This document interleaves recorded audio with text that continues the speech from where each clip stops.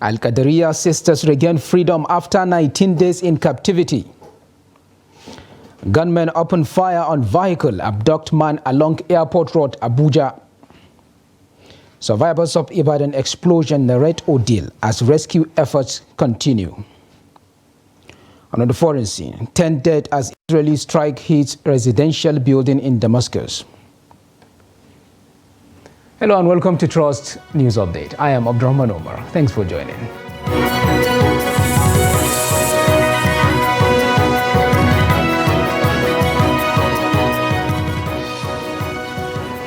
And now the news in full. The four remaining siblings of late Nabiha Al-Kadriyar, abducted recently in Abuja, have regained freedom. The girls reportedly arrived their Abuja residence to the joy of family members, escorted by some security operatives. Their release is coming after spending 19 days in captivity, following their abduction on January 2nd, 2024.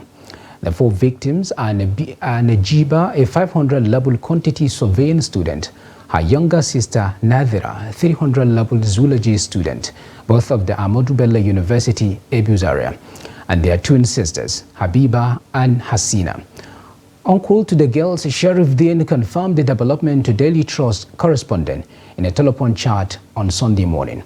According to him, the girls' release was scheduled late Saturday, and they are already heading home, he said. It was gathered that although the 100 million naira ransom placed on them had since been paid, the bandits held on to them for days, putting the family in suspense until Saturday night. Earlier, in a statement signed by Sheriff Dean Al-Kadriyar, the family thanked Nigerians for standing by them during the trying and traumatic period.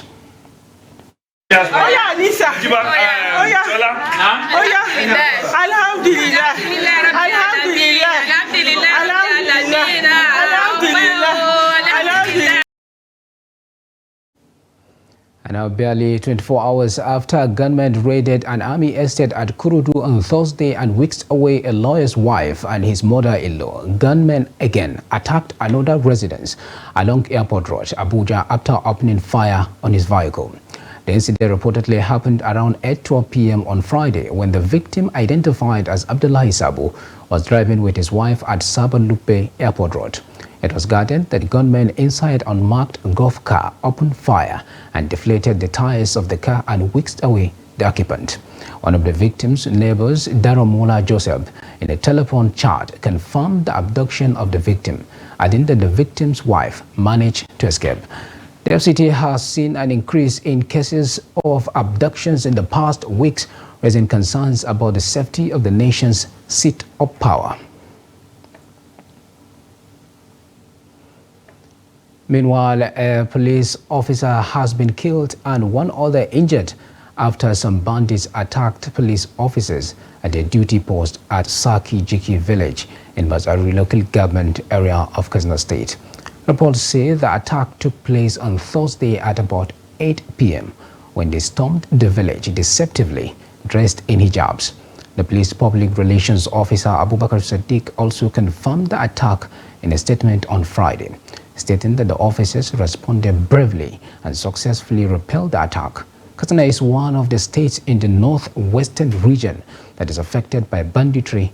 Others are Zamfara, Kaduna, Kebbi, and Sokoto. Our reporter in Katsina State, Abdullahi Ahmadi, gives an update. At the moment, I can say some residents of the community informed Trust TV that Bazari Local Council Chairman has visited the area and sympathized with the people of the village over the attack, where he pledged to remain committed in supporting security operatives until the bandits are defeated. So you can see still Bazari happens to be one of the frontline local government areas which is ravaged by the activities of bandits. And of course, most of the communities of the local government have been ravaged, displaced, and mostly they are all farming communities. So there are a lot of issues there.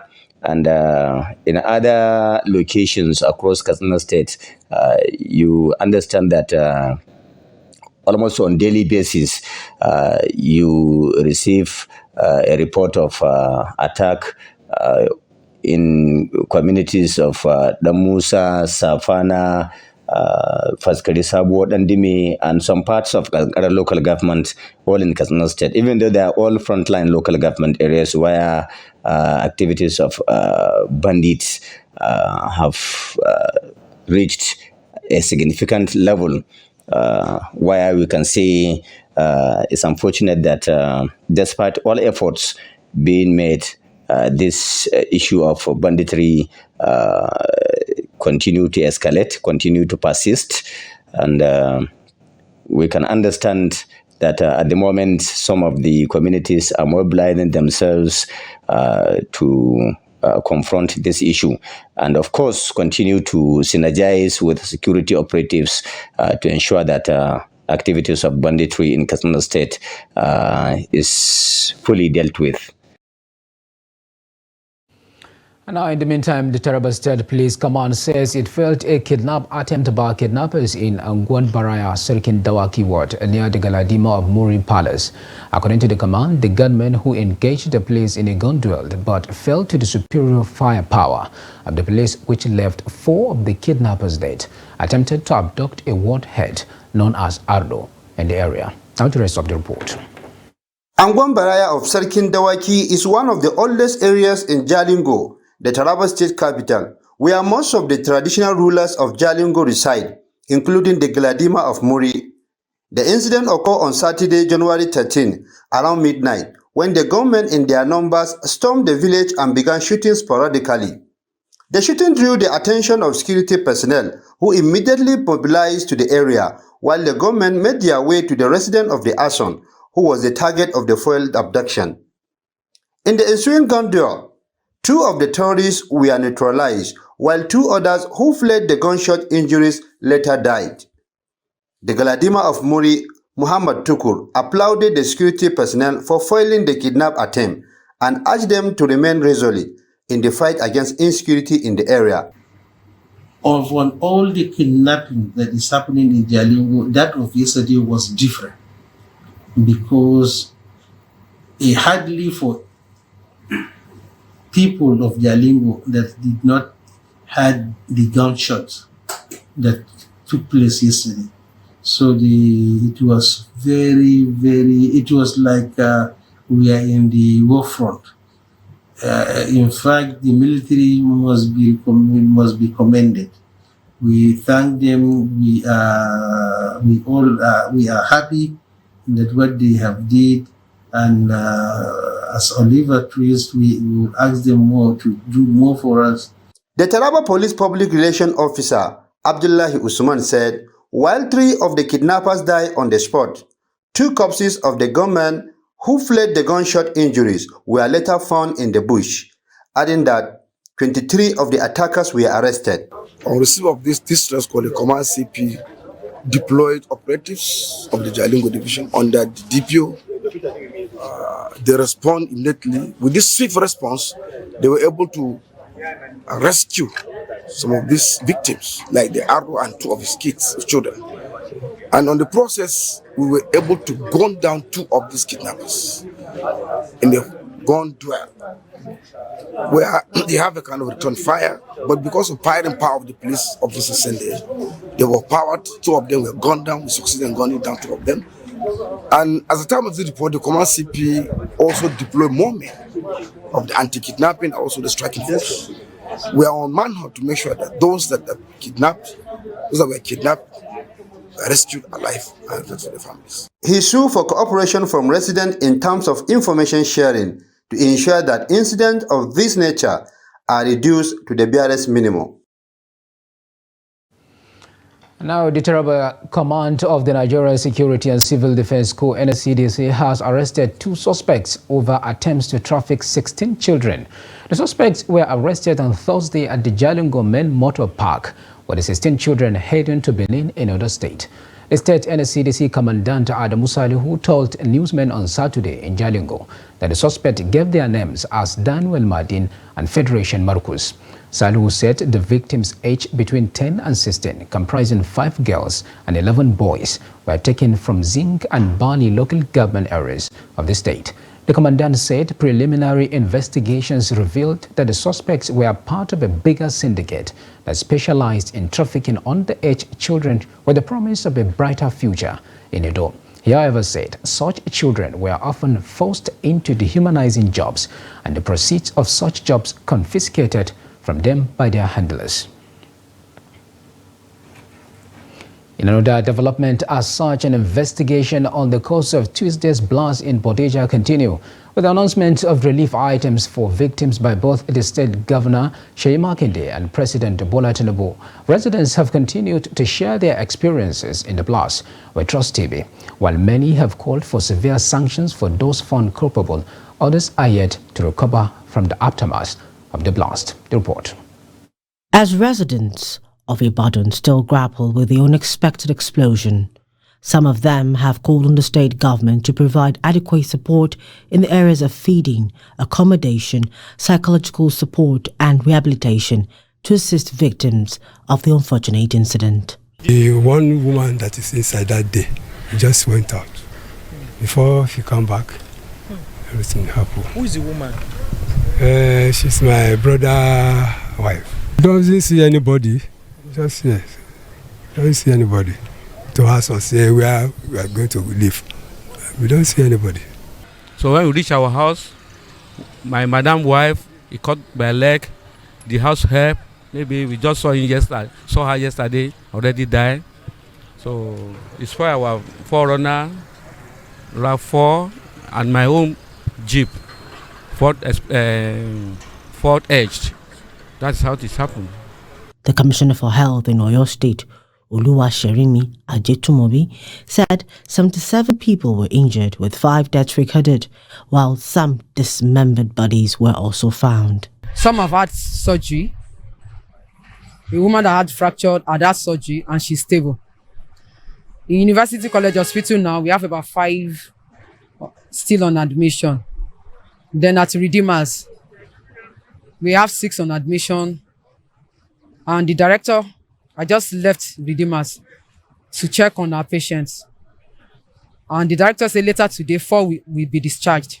Similarly, the State Emergency Response Head, Temitope Alonge, noted that recovery efforts on the 4th day saw the team picking up missing body parts and assured of safety in the affected area.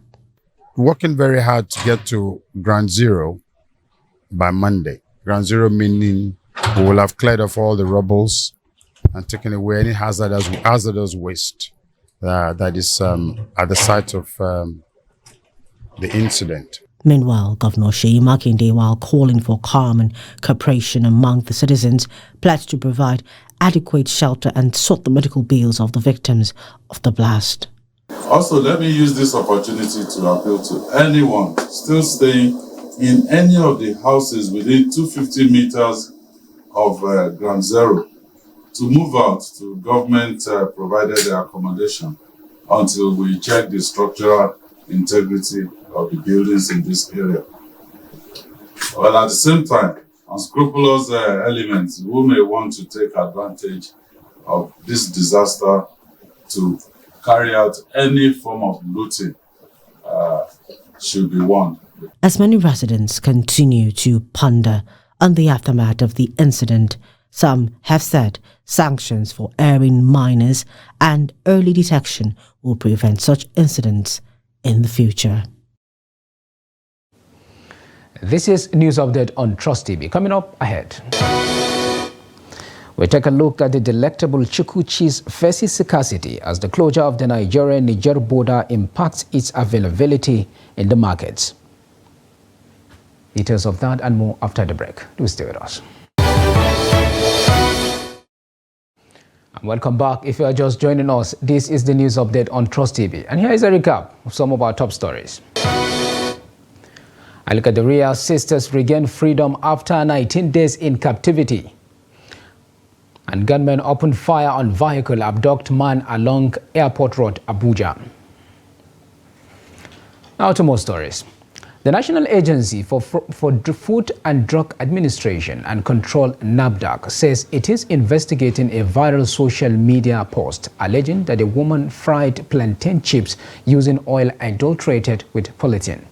NAFDAC's resident media consultant, Sayo Akintola, in a statement on Saturday, explained that the agency was taking a science-based approach to verifying the claim before taking any action, and assured citizens of its commitment to safeguarding public health amid the disturbing allegation.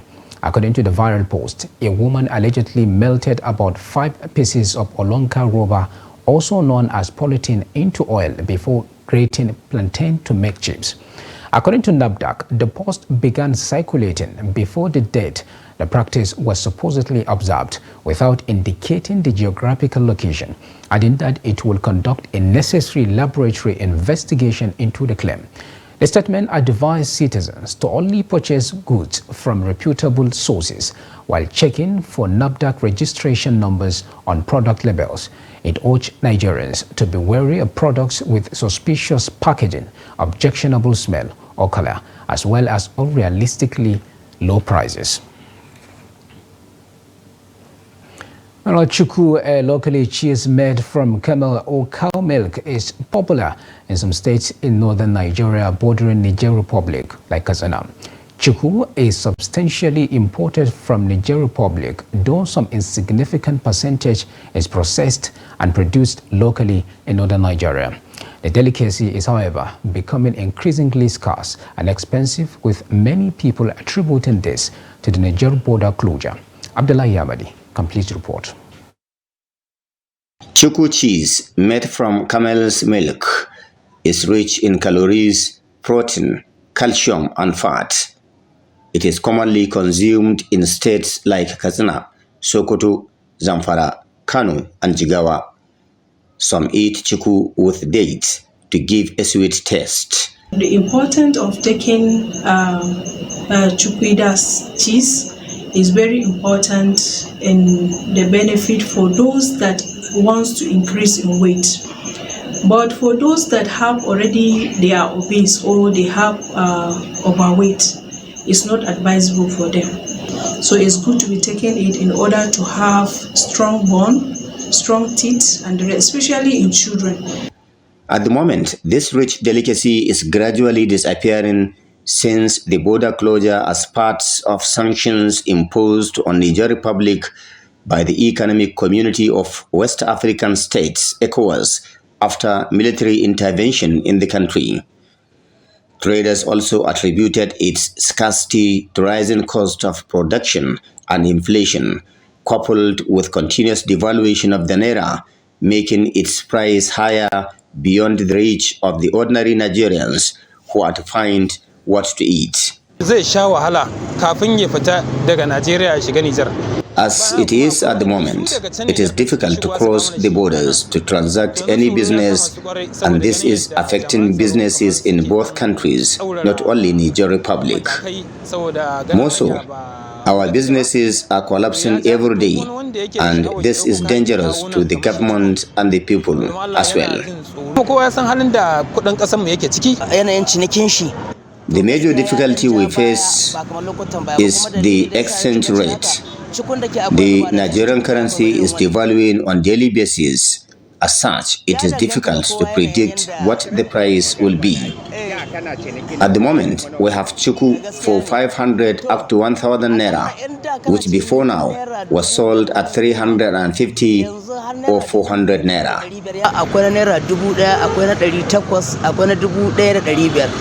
Atiku processing and production is a business with hundreds of people in the value chain, but with its already shrinking fortunes, many atiku traders have been made redundant, posing threats to their livelihood and the economic linkage between Nigeria and Niger Republic. Beyond that, the little atiku processed and produced in Katsina is so insignificant to meet the market demand, considering its numerous customers in Nigeria. If the government can come to our rescue, two things they should do it in Nigeria. That is, they should raise the value of Naira and so also reduce or cut the price of petrol. Observers say if the rising inflation is allowed to continue, small businesses in Nigeria may collapse, a situation that poses danger to the sources of livelihood of the people and could be a security threat to the country. Abdullahi Ismayamadi, Trust Television News, Katana. A delectable delicacy indeed. Now, residents of Kaduna State have been reacting to the verdict of the Supreme Court, which affirmed the election of Senator Obasani as the validly elected governor of the state.